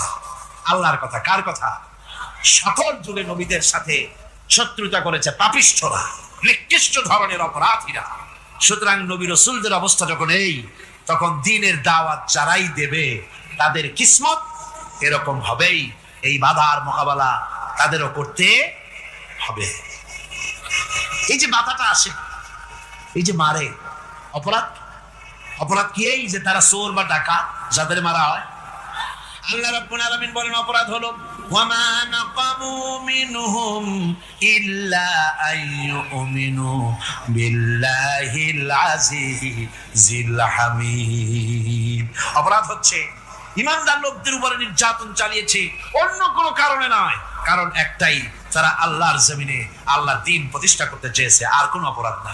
জমিন আল্লাহর, জমিন কার? এই বিশাল জনসমুদ্র গর্জে উঠুন এক চোখে, বলুন জমিন কার? আইন চলবে কার? এখানেই সংঘর্ষ বেঁধেছে আবহমান কাল ধরে। মানুষ অত্যাচারিত হয়েছে, সাহাবায়ে কেরাম অত্যাচারিত হয়েছেন। বুখারী শরীফের হাদিসে এসেছে, রাসূল করিম সাল্লাল্লাহু আলাইহি ওয়াসাল্লামের কাছে হযরতে খাব্বাব কি উপস্থিত হয়েছিলেন।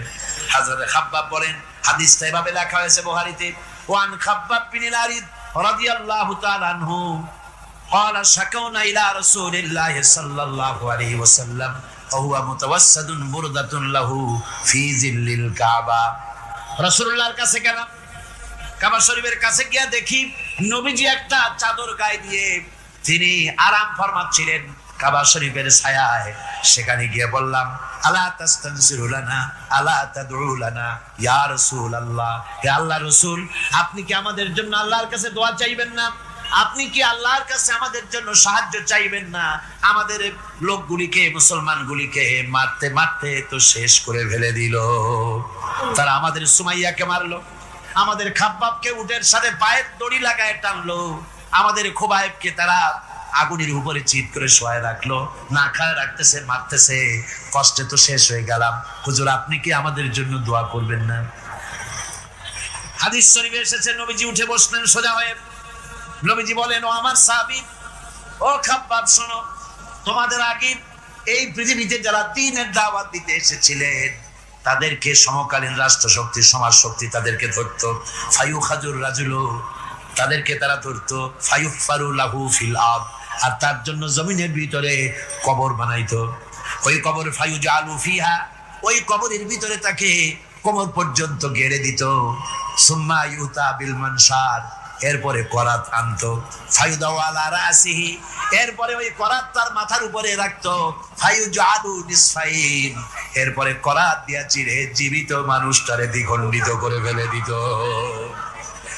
মা ইয়াসুদ্দুহু যালিকা আন দীনিহি, ও আমার খাব্বাব, এত কষ্ট দেওয়ার পরেও সেই যুগের কোন মুসলমানকে, দ্বীনের দায়ীদেরকে আল্লাহর দ্বীন থেকে এক চুলো তারা সরাই দিতে পারে নাই, এক চুলো সরাতে পারে নাই। ওয়াল্লাহি, ও খাব্বাব, আমি আমার আল্লাহর নামে কসম করে বলছি, লা ইউতাম্মান্নাল্লাহু হাযাল আমরা হাত্তা ইয়াসিরা আর-রাকিবু মিন সানা ইলা হাযরামাউত। আমি কসম করে বলি, আল্লাহ রাব্বুল আলামিনের এই সানা থেকে হাজারামাউত পর্যন্ত লোকেরা যাতায়াত করবে, সুন্দরী রমণীরা গমন করবে, সদাগরেরা যাতায়াত করবে, টাকা নিয়া পয়সা নিয়া যাতায়াত করবে। তাদের মনের মধ্যে লুটের ভয়, টাকার ভয়, চুরির ভয়, ডাকাতির ভয়, জেনার ভয়, হত্যার ভয়, ধর্ষণের ভয়, কোনো ভয় থাকবে না। লা ইয়াখাফু ইল্লাল্লাহ, আল্লাহ ছাড়া কোনো ভয় থাকবে না। এমন একটা সমাজ, এমন একটা সময় আসবে, ওয়ালাকিন্নাকুম তাস্তাজিলুন, অথচ খুব তাড়াহুড়ো তোমরা করতেছো। তাড়াহুড়ো করো না, সময় আসবে ইনশাআল্লাহ। আমার ভাইয়েরা, আমার বন্ধুগণ, কঠিন বিপদে অবিচলতা এবং ধৈর্যের দৃষ্টান্ত রেখে গেছেন আম্বিয়া আলাইহিমুস সালাম। সুবহানাল্লাহ। কঠিন বিপদে অবিচলতা, দৃঢ়তা, ধৈর্য কারে বলে, তার দৃষ্টান্ত কারা রেখেছেন? আম্বিয়া আলাইহিমুস সালাম। ওনারাই আমাদের আদর্শ, নবীরাই আদর্শ। সাহাবায়ে কেরাম রিদওয়ানুল্লাহ তাআলা আলাইহিম আজমাইন আমাদের আদর্শ। ভাইরা আমার, মুসা আলাইহিস সালামকে ফেরাউন যখন ঘিরে ফেলে দিল, কোরআনের সব কথা গল্প গুজবার ইতিহাসের জন্য লেখা হয় নাই। কোরআনের মধ্যে যা লেখা হয়েছে সব বান্দাদের উপদেশের জন্য, যাতে করে লোকেরা চিরটা কাল এর থেকে উপদেশ নেওয়া নিজেদের তৈরি করতে পারে। জোরে বলেন সুবহানাল্লাহ। মুসা আলাইহিস সালামের কথা আল্লাহ বলেন, ফেরাউন তাকে ঘিরে ফেলে দিল, পালাবার রাস্তা নাই। ফালাম্মা ترى الجمعان قال أصحاب موسى إنا لمدركون। মুসা আলাইহিস সালামের উম্মতরা বললেন, হে মুসা, পাকড়াও হয়ে গেছি, পালাবার রাস্তা নাই। তিন দিক থেকে আমাদেরকে ঘেরাও করেছে ফেরাউনের শক্তি। সামনে কি? দরিয়া, আর তিন দিকে কি? ঘেরাও আন্দোলন, পালাবার পথ নেই। আমরা ফেরাউনের অবস্থা দেখে গিয়া কি করতেছে ফেরাউন, মুসা আলাইহিস সালামকে ঘেরাও করে ফেলেছে, পালাবার উপায় নাই। একদিকে দরিয়া, তিন দিকে ফেরাউনের শক্তি। এই যে ঘেরাও টেরাও, মানে নতুন তো না, ধর্মঘট নতুন না, এ পুরানা জিনিস। এই পৃথিবীতে সর্বপ্রথম ধর্মঘট কিসের উপরে হয়েছে জানেন? এই পৃথিবীর প্রথম ধর্মঘট হয়েছে পেঁয়াজ, রসুন আর ডাইলের উপরে। মুসা আলাইহিস সালামের জামানায় লান নাসবিরা আলা তুআমে ওয়াহিদ, আমরা এক রকমের খাদ্য আর খাবো না, আমাদের পেঁয়াজ দেওয়া লাগবে, ডাল দেওয়া লাগবে, রসুন দেওয়া লাগবে। সর্বপ্রথম ধর্মঘট হয় মুসা আলাইহিস সালামের জামানায়, সেখান থেকে শুরু হয়েছে। কিন্তু মশাল মিছিল যে আসলো কই থেকে, এইটা আমি খুঁজে পাইনি। পরে প্রত্যেকটা জিনিসের তো ইতিহাস আছে, আমি খুঁজতে খুঁজতে পেলাম। আমি জানি না এর ইতিহাস মূলে কোথায়, কিন্তু আমি যতদূর খুঁজে পাইছি সেটা হলো মশাল মিছিলের আবিষ্কার হয়েছে লঙ্কায় রাবণের সময়। হনুমানের লেজে আগুন দিয়া তারপরে লঙ্কা কাণ্ড ঘষালো, নামই আছে লঙ্কা কাণ্ড। হনুমানের লেজে আগুন দিয়ে রাবণ যে লঙ্কায় মশাল মিছিল করেছিল হনুমানকে দিয়া, ওই হনুমানের ওই সিস্টেমটা এখনো আমাদের দেশে চালু আছে। এইটা আসলে কোন ভদ্রলোকের এই মিছিল হওয়া উচিত না। আগুন নিয়ে কিসের মিছিল? আগুন হলো জাহান্নামের প্রতীক। আগুন কিসের প্রতীক? জাহান্নামের প্রতীক। যদিও আমাদের উপকারে লাগে, কাজে লাগে। সুতরাং আমরা যা করব প্রত্যেকটা জিনিসের পেছনে সুন্নতে নববীর কোনো না কিছু থাকতে হবে। কথা বুঝতে পেরেছেন? তিন দিক থেকে ঘেরাও হয়ে গেছে, পালাবার কোনো রাস্তা নেই। হযরতে মুসা আলাইহিস সালামের কাছে উম্মতেরা বললেন, পালাবার তো কোনো পথ নাই, এখন উপায়টা কি? আমাদের তো আর উপায় নাই। মুসা আলাইহিস সালাম দেখেন বিপদে পড়ে গেছেন, কিন্তু ধৈর্য হারান নাই, ভয় পান নাই। ভয় পাইছিলেন? ভয় পেয়েছেন? প্রশ্নই ওঠে না। মুসা আলাইহিস সালাম আল্লাহ পাক যাদেরকে বলেছেন উলুল আযম, রাসূল যাদের বলেছেন তার মধ্যে হযরত মুসা একজন উলুল আযম পয়গম্বর। সাতটিখানি কথা না, আল্লাহ কথা বলছেন তার সাথে, কালিমুল্লাহ তিনি। সুবহানাল্লাহ। মুসা আলাইহিস সালাম শোনালেন, কাল্লা ইন্না মাইয়া রাব্বি সায়াহদিন। কখনো নয়, আমার উম্মতেরা ভয় পেও না, আমার রব অবশ্যই আমাকে পথ দেখাবে। সুবহানাল্লাহ। তিন দিক থেকে শত্রু, একদিকে দরিয়া, পালাবার কোন রাস্তা নাই। সেখানে দৃঢ়তার সাথে তিনি বলছেন, অবশ্যই আমার আল্লাহ আমারে পথ দেখাবে। সুবহানাল্লাহ। নবীরা এই দৃঢ়তা দেখিয়েছেন, অবিচলতা দেখাইছেন। আল্লাহ পাক মুসা আলাইহিস সালাম যখন এই দৃঢ়তা দেখালেন, এই অবিচলতা দেখালেন, সঙ্গে সঙ্গে জিবরাইল এসে হাজির হয়ে গেলেন। আল্লাহ পাক বলেন, ফাআওহাইনা ইলা মুসা আন আদরিব বিআসাকাল বাহরা ফানফালাকা ফাকানা কুল্লু ফিরকিন কাত্তাউদিল আযীম। মুসা আলাইহিস সালামকে আমি ওহী নাযিল করলাম, তাকে বললাম হাতে যে লাঠি আছে এই লাঠি দিয়ে আঘাত করো দরিয়ার উপরে। দরিয়ার উপরে আঘাত করলেন, একটা রাস্তা হয় নাই, 12টা রাস্তা তৈরি হয়ে গেল। আর দেওয়ালগুলা পাহাড়ের মতো উঁচা হয়ে গেল। দরিয়ার ভিতরে পাহাড়ের মতো উঁচা মজবুত 12টা রাস্তা। এবার মুসা আলাইহিস সালাম তার দলবল নিয়ে চললেন। আল্লাহ রাব্বুল আলামিন বলেন, ওয়া আনজাইনা মুসা ওয়া মান মাআহু আজমাইন। মুসা এবং তার সাথী সঙ্গীদেরকে আমি পার করে দিলাম। মুসা আলাইহিস সালাম তার সাথী সঙ্গী নিয়ে যখন দরিয়ার মাঝখানে আসছে, ফেরাউন তার দলবল নিয়ে এসে গেছে। আসে দেখে নদীর মধ্যে রাস্তা। বাবা, খুব তো কায়দা। ও মনে করছে ওর বাজানের তৈরি করা ডিস্ট্রিক্ট বোর্ডের রাস্তা।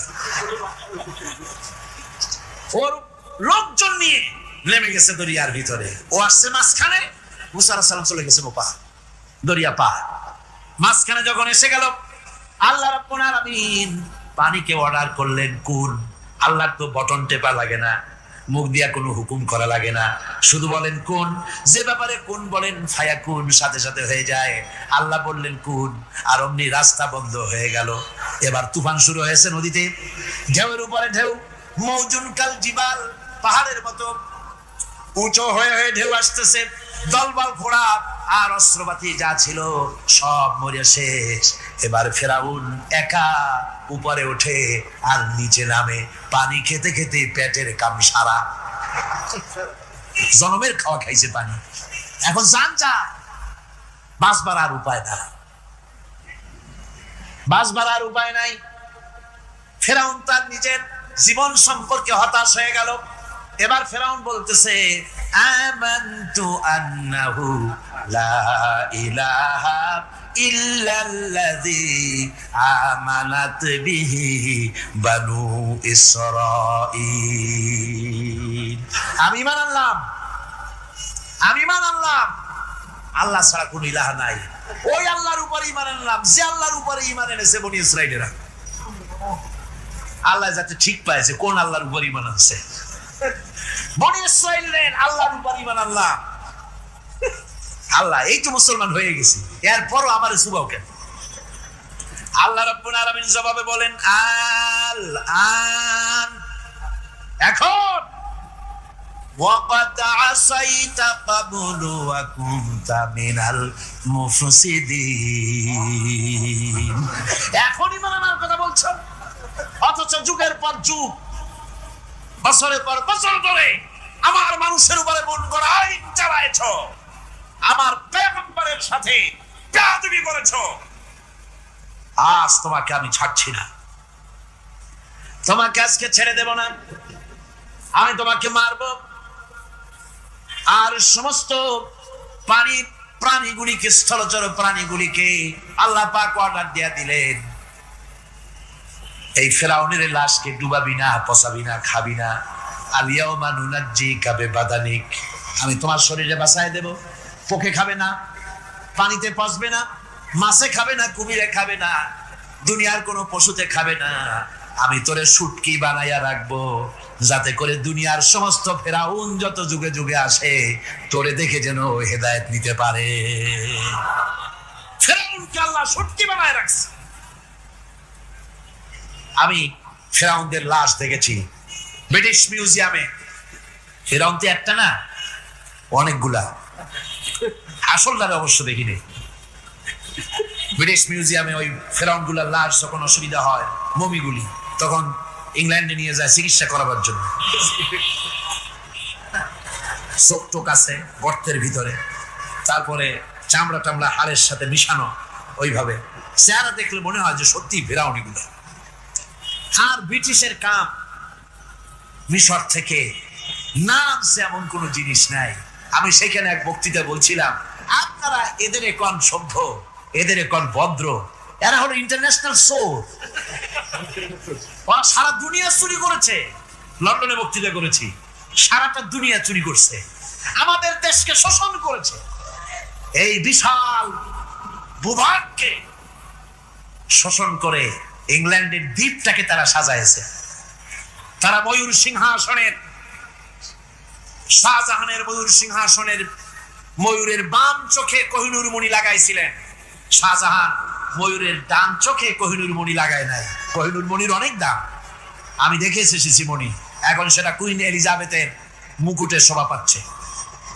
সেই মণি এমনি বলে প্রবাদে ৭ রাজার ধন এক মাণিক্য, বলেন এরকম অনেক দাম। শাহজাহান দেখালেন, আমি মুসলমান, আমার কাছে এটার দাম নাই, এই জন্য ময়ূরের ডান চোখে লাগালাম না, বাম চোখে লাগাই দিলাম। এইটারে চুরি করছে।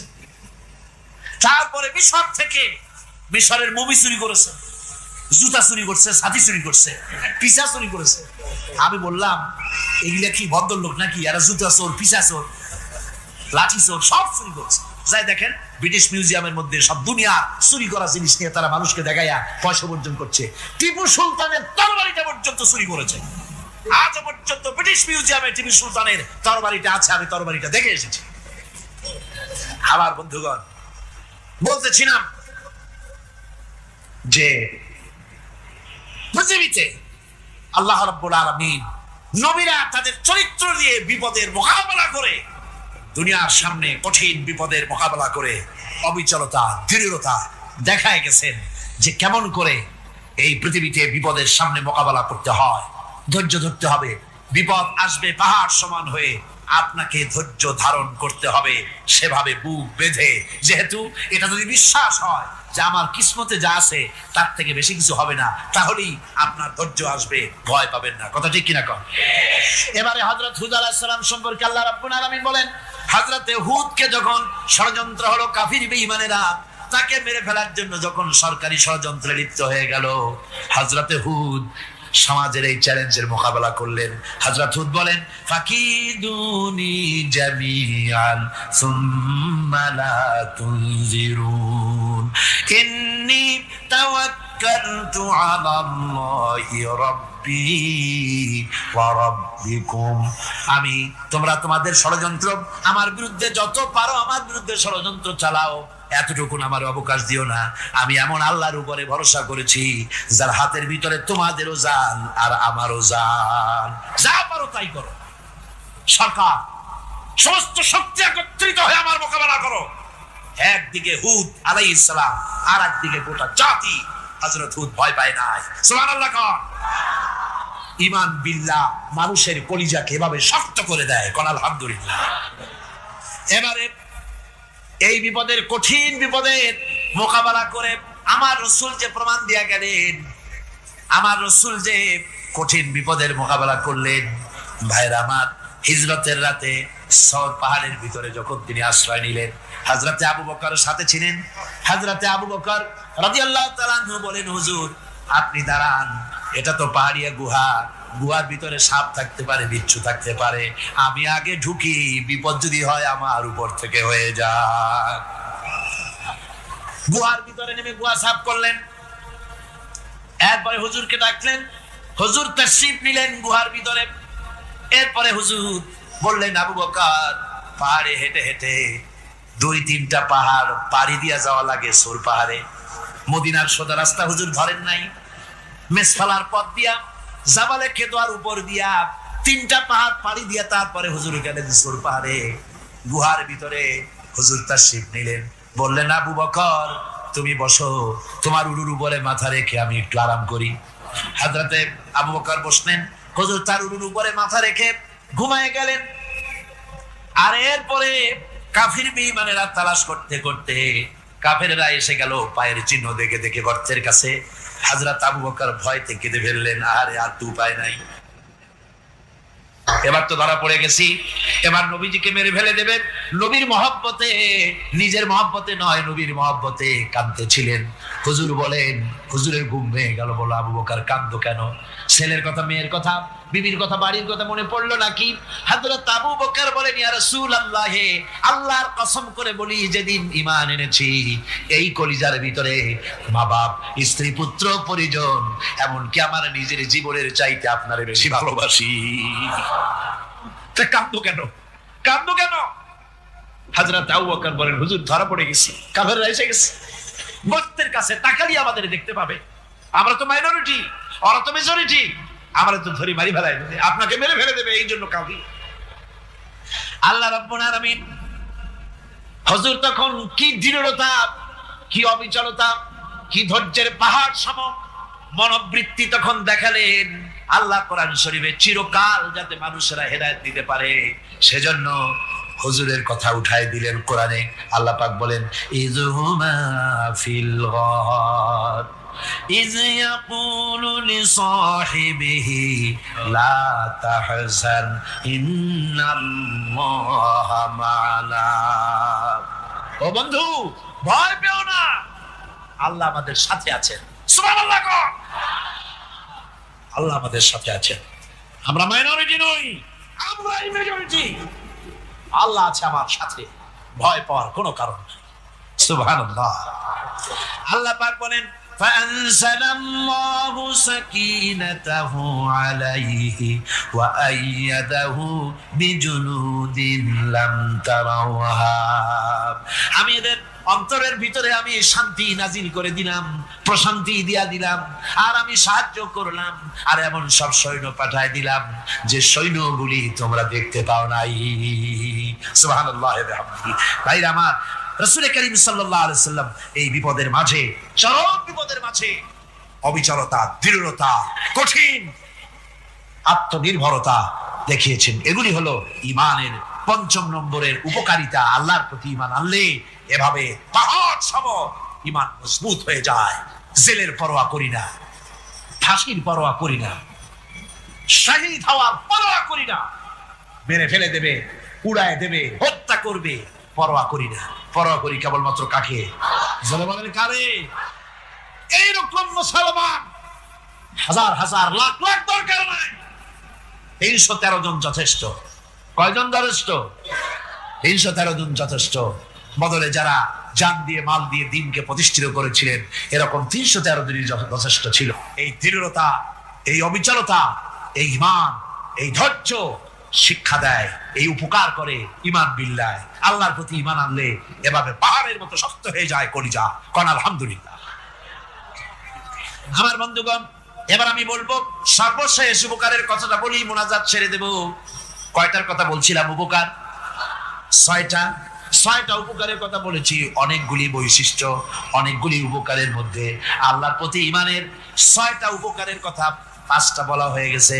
এবার 6ষ্ঠ নম্বর এবং শেষ নম্বর, এটা হচ্ছে আল্লাহর প্রতি ঈমান আনলে পরে তার দ্বারা সবচাইতে বেশি ফায়দা পায় সমাজ এবং রাষ্ট্র। কল আলহামদুলিল্লাহ, কল আলহামদুলিল্লাহ। আল্লাহর প্রতি ঈমানের দ্বারা নৈতিক সংশোধন হয়।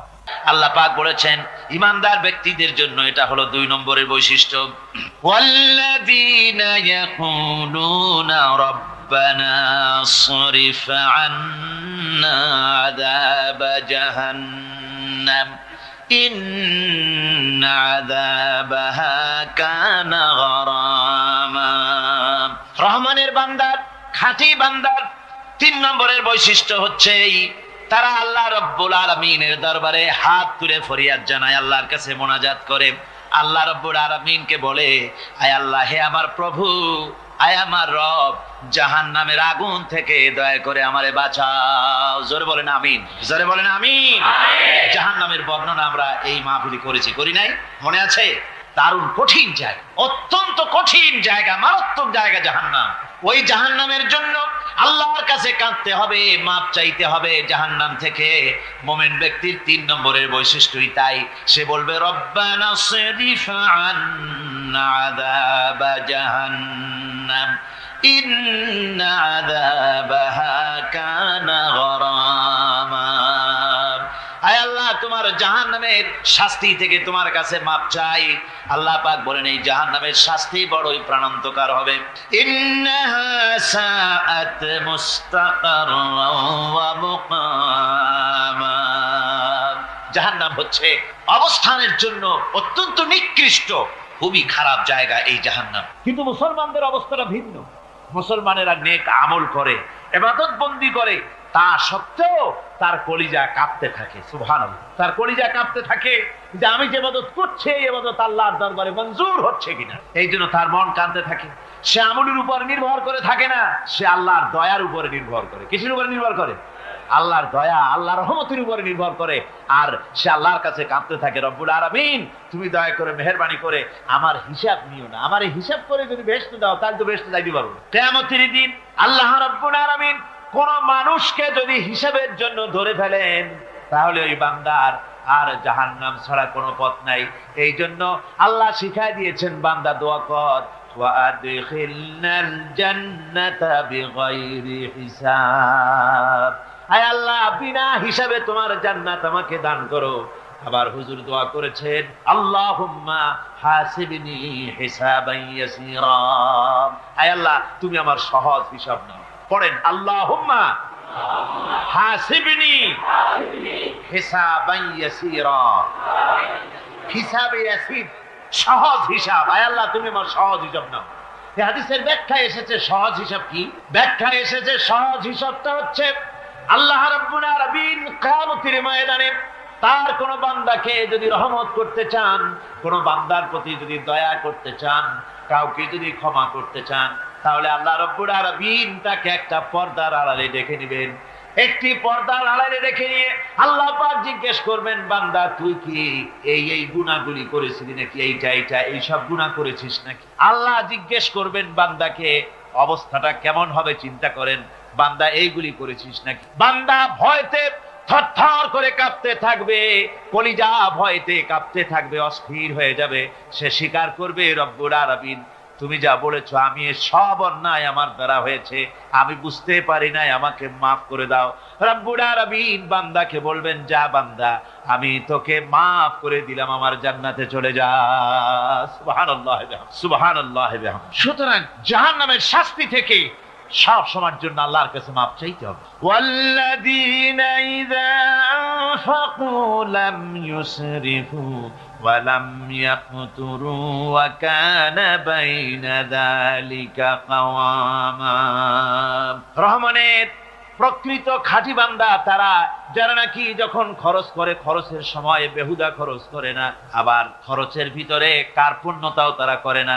ওয়াকানা বাইনা যালিকা কাওয়ামা, এই দুইয়ের মাঝে তারা ভারসাম্য রক্ষা করে, মধ্যমনীতি অবলম্বন করে চলে। তার মানে হলো পয়সা আছে বলি এই পয়সা দিয়ে তারা মদ খায় না, জুয়া খেলে না, বিনা বাজার ইত্যাদি শয়তানি বদমাশি সিনেমা হল ইত্যাদি বানায়া পাপের বোঝা বাড়ায় না। তারা অতিরিক্ত কোনো খরচ করেন, আবার অর্থ পূজারী ব্যক্তির মতো কার্পণ্যতাও তারা করে না। দুইয়ের মাঝে তারা ভারসাম্য রক্ষা করে। এক শ্রেণীর লোক আছে মাল শুধু জমায়, খরচ টরচ করে না। কোরআন শরীফে বলা হয়েছে আল্লাযী জামা মালান ওয়া আদ্দাদা, মাল জমা করে আর গুনতে থাকে, মাঝে মধ্যে আবার টেলিফোন করে, হ্যালো সোনালী ব্যাংকের ম্যানেজার সাহেব নাকি? বলে হ্যাঁ, দেখুন তো আমার আমলনামাটায় কত আছে। এখন হিসাব টিসাব করে তাড়াতাড়ি, এখন তো আর আমলনামা দেখতে সময় লাগে না, তাড়াতাড়ি দেখা যায়।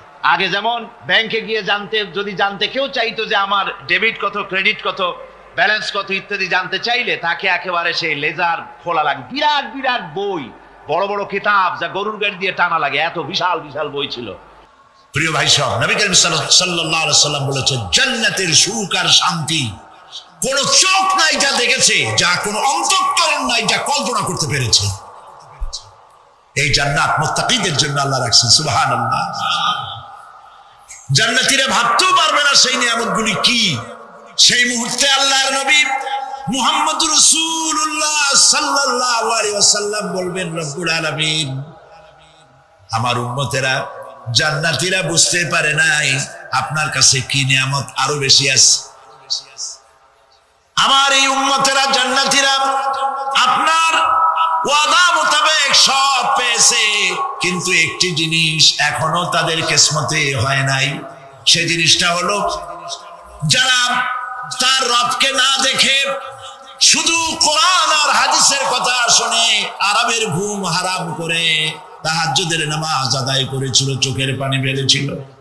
যারা জান্নাত দেখে নাই, জাহান্নাম দেখে নাই, আপনাকে ভয় করে যারা জীবন পরিচালনা করেছিল, যারা আপনাকে দেখে নাই, না দেখে শুধু কোরআন হাদিস বিশ্বাস করে যারা অকাতরে নিজেদের জীবন বিলায় দিয়েছিল, এই জান্নাতীরা এখন পর্যন্ত তার রবকে দেখতে পারে নাই। আল্লাহ রাব্বুল আলামিন তার সামনে থেকে ৭০,০০০ পর্দা সরে যাবে। আল্লাহ পাক বান্দাদের আরজি পুরা করার জন্য জান্নাতীদের সামনে তিনি জালোয়া ফরজ হবে। কোরআন শরীফের ভিতরে আল্লাহ পাক বলেন, জান্নাতীরা তারা আল্লাহর দিকে, জান্নাতীরা তার রবের দিকে তাকিয়ে থাকবে, আর রব তার বান্দাদের দিকে তাকায়া থাকবে। প্রাণ ভরে জান্নাতীরা রবকে দেখবে, সুবহানাল্লাহ, আল্লাহ পাককে দেখবে। প্রাণ খুলে আজ দোয়া করি, রব্বুল আলামিন জান্নাতের যেই পরিবেশে, যেই জায়গায় তুমি দয়া করে তোমার গোলামদেরকে তুমি নিজেই দর্শন দিবে, দেখা দিবে। মনিব গো, ও আমাদের রব, আজ এই বিশাল জনসমুদ্র নিয়ে তোমার দরবারে আবেগ ভরা কণ্ঠে বলি, যে অনুষ্ঠানটি তুমি এমন মুবারক অনুষ্ঠান করবে যেখানে তুমি জান্নাতীদেরকে দেখা দিবে, ওই জান্নাতের কোনো একটি, ওই অনুষ্ঠানের কোনো একটি কোনায় কানায় আমাদেরকেও দাঁড় করাইয়া দেখার তুমি। আল্লাহ রাব্বুল আলামিন মানুষের সামনে এত সব নিয়ামত রেখেছেন, এই জান্নাত দান করবেন। এরপরে আল্লাহ রাব্বুল আলামিন কোরআনে কারীমের মধ্যে বলেছেন, রব্বিস সামাওয়াতি ওয়াল আরদি ওয়া মা বাইনাহুমার রাহমানি লা ইয়ামলিকুনা মিনহু খিতাবা। এসব পুরস্কার রয়েছে তোমাদের সেই রবের পক্ষ থেকে যিনি আকাশ আর জমিনের মালিক। সুবহানাল্লাহ বলবেন না? যার সামনে কথা বলার ক্ষমতা কারো হবে না। এটি একটি মারাত্মক কথা। কিয়ামতের দিন আল্লাহর দরবারে কেউ কথা বলতে পারবে না আল্লাহর নির্দেশ ছাড়া। একটি আকীদা পরিষ্কার করে নিয়ে যান আপনাদের। সে আকীদাটা এভাবে পরিষ্কার করুন, কোন পীর সাহেব, কোন খাজা বাবা, কোন মাওলানা, কোন মুহাদ্দিস, কোন বুজুর্গ আপনাকে সুপারিশ করতে পারবে না যদি না আল্লাহ পাক তাকে কথা বলার তৌফিক না দেয়। মনে থাকবে এটা। আয়াতুল কুরসির ভিতরে আমরা পড়ি, মান যাল্লাযী ইয়াশফাউ ইনদাহু ইল্লা বিইজনিহি। আল্লাহ পাক বলেছেন কিয়ামতের দিন আল্লাহর দরবারে কার সাহস আছে কথা বলতে পারে? মান যাল্লাযী ইয়াশফাউ ইনদাহু ইল্লা বিইজনিহি। আল্লাহর অর্ডার ছাড়া, হুকুম ছাড়া আল্লাহর সামনে কথা বলা সেদিন কেউ থাকবে না। সুবহানাল্লাহ। কেউ কথা বলতে পারবে না।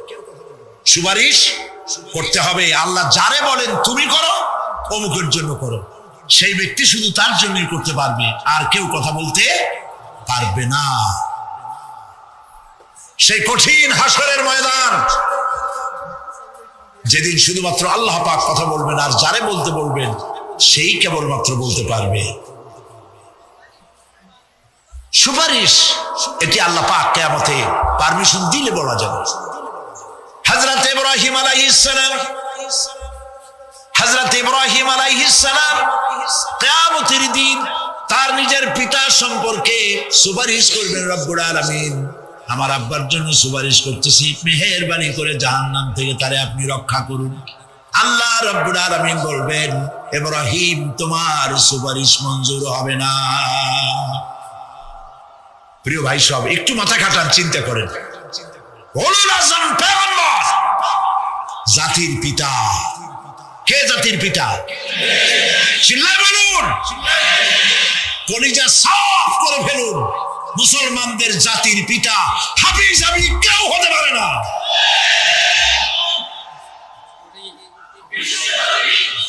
মিল্লাতা আবিকুম ইব্রাহিম। ইব্রাহিম আলাইহিস সালাম এই মিল্লাতের পিতা। সুবহানাল্লাহ। হযরত ইব্রাহিম আলাইহিস সালাম কিয়ামতের দিন বলবেন, আল্লাহ আমার আব্বার জন্য সুপারিশ করছি। আল্লাহ পাক বলবেন মঞ্জুর হবে না। আজর তোমার পিতা হতে পারে, কিন্তু আমার খলিলকে আগুনে ফেলার জন্য নমরুদকে সে সহযোগিতা করেছে, আমি তোমার পিতাকে ক্ষমা করব না। নবী করিম সাল্লাল্লাহু আলাইহি সাল্লামকে সাহাবায়ে কেরাম জিজ্ঞেস করেছেন, হে রাসূল, আপনার আব্বা এবং আম্মার অবস্থা কি হবে? নবী করিম সাল্লাল্লাহু আলাইহি সাল্লাম কেঁদে ফেলেছেন, সব বলেছেন, আমি তাদের কোনো উপকারে আসব না। আল্লাহু আকবার। আপনি মনে করছেন নাকি যে ইয়া নবী সালাম আলাইকা বলি অমনি নবী সুপারিশ পাবেন? এত সহজ। কতগুলা রসগোল্লা খাইলেন আর বড় একটা মিছিল করলেন আর অমনি চলে যাবেন? পৃথিবীর সব মানুষ, সাহাবায়ে কেরাম বাদ দেন, পৃথিবীর সমস্ত মানুষ একত্রিত হয়ে আবু তালেব রাসূলুল্লাহকে যে ভালোবেসেছেন, ওর 1000 ভাগের 1 ভাগও সারা দুনিয়ার মানুষ রাসূলুল্লাহকেই ভালোবাসতে পারবে? পারবে? নিজের ছেলে আলীকে, আলী রাদিয়াল্লাহু তাআলা আনহুকে আলাদা বিছানায় শোয়াইয়া, ছোট্ট মানুষ হযরত আলী আলাদা জায়গায় রাখিয়া, মুহাম্মদুর রাসূলুল্লাহ সাল্লাল্লাহু আলাইহি সাল্লাম এতিম মানুষ তারে কলিজার সাথে বুকের মধ্যে আশ্রয় করে দিয়ে আগলে রেখেছেন, বুক ভরে।